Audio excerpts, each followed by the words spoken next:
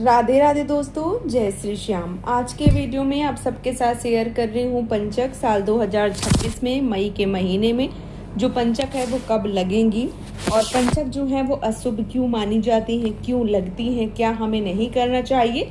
इस वीडियो में संपूर्ण जानकारी आप सबके साथ शेयर करूंगी। तो चलिए वीडियो को कर लेते हैं शुरू और जान लेते हैं पंचक के बारे में समस्त महत्वपूर्ण जानकारी। आपने कभी न कभी तो सुना ही होगा कि पंचक के दौरान घर बनवाना, लकड़ी इकट्ठा करना या कुछ खास काम जो है वो करना अशुभ माना जाता है। तो आपने ये भी सुना होगा कि अगर किसी की मृत्यु हो जाए तो जो नियम है उसका पालन करना चाहिए। अब ये सच होता है या एक अंधविश्वास है, क्या है, चलिए इस बारे में हम आप सबको जानकारी जो है वो दे देते हैं। पंचक क्या है, कब लगता है, इसके पीछे जो ज्योतिष रहस्य है वो क्या होने वाला है और कौन कौन से हमें कार्य नहीं करने चाहिए, कौन से उपाय करने चाहिए, चलिए जानते हैं। जो पंचक है वो एक ज्योतिष शास्त्र की जो समय है वो बताया गया है, जो चंद्रमा की स्थिति के आधार पर तय होता है। जब चंद्रमा कुंभ राशि के अंतिम भाग से निकलकर मीन राशि तक पहुंचता है तब वह 5 नक्षत्रों से होकर गुजरता है। कौन कौन से नक्षत्र? धनिष्ठा नक्षत्र, सद्भिजा नक्षत्र, पूर्वा भाद्रपद नक्षत्र, उत्तरा भाद्रपद और जो रेवती का नक्षत्र है। इन 5 नक्षत्रों के बीच से होकर निकलता है और इन 5 नक्षत्रों के कारण इसे पंचक कहा जाता है। पंच का अर्थ होता है 5। यह समय जो है वो लगभग 5 दिनों तक चलता है, इसीलिए इसे पंचक कहते हैं। और ये हर महीने आता है, ऐसा नहीं है कि साल में एक बार है, नहीं, हर महीने आता है। और ये 5 दिन जो है वो देख के किसी भी प्रकार का कोई भी मांगलिक या शुभ कार्य करना चाहिए। यहाँ तक कि जो बड़ी लगाई जाती हैं या चारपाई भरवाई जाती है, फोल्डिंग इत्यादि, वो भी नहीं किया जाता है। आगे मैं आप सबको बताऊंगी। इसके साथ ही साथ ज्योतिष के अनुसार चंद्रमा हमारे मन, भावनाओं और सोच का कारक होता है। जब चंद्रमा इन 5 नक्षत्रों में होता है तब उसकी जो ऊर्जा है वो स्थिर नहीं रहती है, बल्कि थोड़ी सी असंतुलित मानी जाती है। इसी कारण माना जाता है कि इस दौरान किए गए कुछ कार्यों में बाधाएं आ सकती हैं या उनका जो परिणाम है वो अपेक्षित नहीं होता है। कुछ विद्वान ऐसा मानते हैं कि यह जो समय होता है ये ऊर्जा परिवर्तन का समय होता है, जहां प्रकृति और ग्रहों की जो स्थिति होती है वो थोड़ी सी असामान्य हो जाती है, इसीलिए जो पंचक हैं वो लग जाते हैं।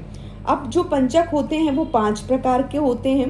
पहला जो पंचक होता है वो रोग पंचक होता है। इस दौरान अगर स्वास्थ्य से जुड़ी जो समस्याएं हैं वो आपको देखने को मिल सकती हैं।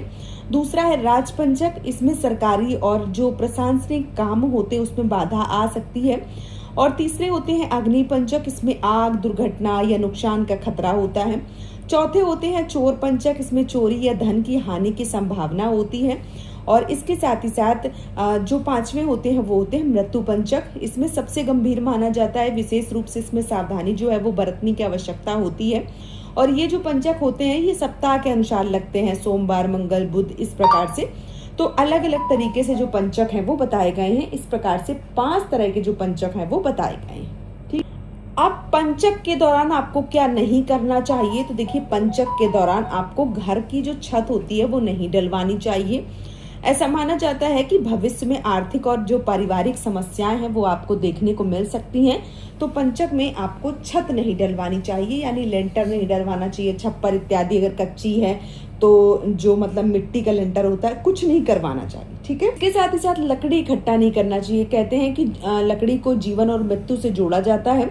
पंचक में यदि आप इसे इकट्ठा करते हैं तो इसे अशुभ माना जाता है।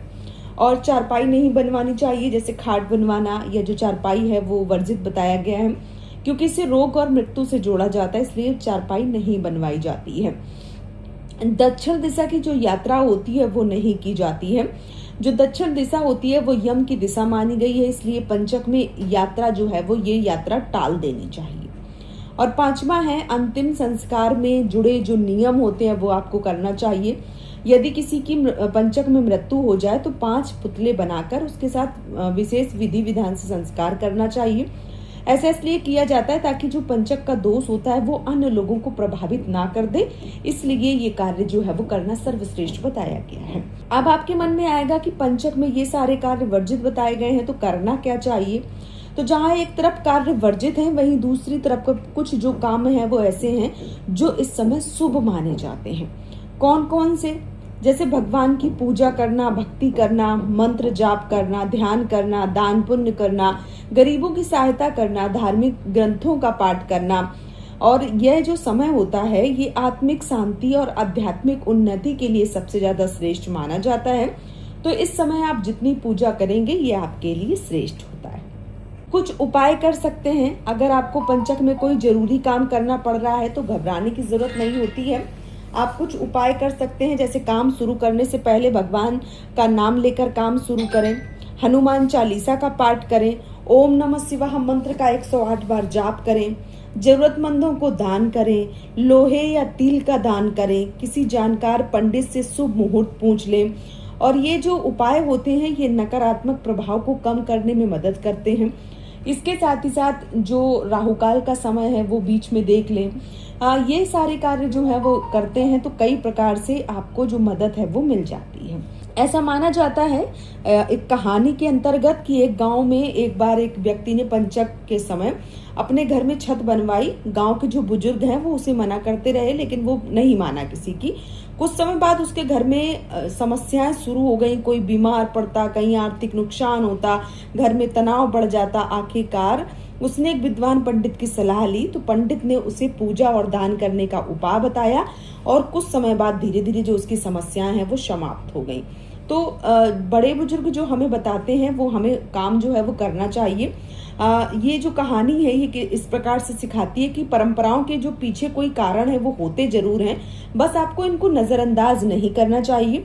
अगर बड़े बुजुर्ग कुछ कह रहे हैं तो आपको मानना जरूर चाहिए। आज के समय में बहुत सारे लोग पंचक को अंधविश्वास मानते हैं जबकि कुछ लोग इसे पूरी तरीके से सत्य मानते हैं। वास्तव में जो पंचक है इसकी अवधारणा ज्योतिष और परंपराओं के आधार पर आधारित है और जो वैज्ञानिक रूप है वो इसका सीधा प्रमाण नहीं मिलता है। लेकिन ध्यान रखें ये जो बातें होती हैं ये हमारी परंपराओं और हजारों साल पुरानी हैं। इसमें जो अनुभव और विश्वास जो है वो दोनों शामिल हैं, इसलिए इन्हें किसी भी प्रकार से नकारना भी सही नहीं है और अंधविश्वास में बदल देना तो बिल्कुल भी सही नहीं है। ठीक है, तो आप इस चीज का ध्यान रखें और पंचक में जो भी कार्य हैं वो आप टाल दें तो ये आपके लिए ज्यादा अच्छा है। और जो भी मान लीजिए कि कर रहे हैं तो जो मैंने उपाय बताए हैं उन उपायों को ध्यान रखिए ताकि अगर कोई ज़रूरी काम है तो वो आप कर सकें। अब मैं आप सबको बता दूं कि जो पंचक हैं वो मई के महीने में लग कब रहे हैं। तो जो पंचक हैं वो मई के महीने में 5 दिन के लिए, जैसे बता दिया मैंने कि 5 दिन के लिए पंचक जो है वो लगते हैं। तो ये जो पंचक हैं महीने में मई साल 2026 में जो पंचक हैं वो आपके 10 मई से शुरू हो जाएंगे और दिन का जो मतलब दोपहर के 12:08 से शुरू हो जाएंगे और 14 मई को खत्म हो जाएंगे रात्रि को 10:34 पर। तो 10 तारीख से लेकर 14 तारीख तक आपको सारी चीज़ों का ध्यान रखना है। आप बिल्कुल भी एक तरीके से सतर्क रहें, सावधान रहें। कोई भी नया काम, मांगलिक कार्यक्रम कुछ भी बिल्कुल करने की कोशिश जो है वो ना करें। तो उम्मीद करती हूँ कि आपको पंचक के बारे में संपूर्ण जानकारी मिल गई होगी। वीडियो पसंद आया है तो आप हमें सपोर्ट जरूर करें, इस चैनल को सब्सक्राइब करके और वीडियो को लाइक करके। आज का ये वीडियो मैं यहीं पे समाप्त कर रही हूँ। बहुत जल्दी मिलूंगी आप सबको एक और नए वीडियो के साथ में। तब तक के लिए जय श्री श्याम दोस्तों, राधे राधे।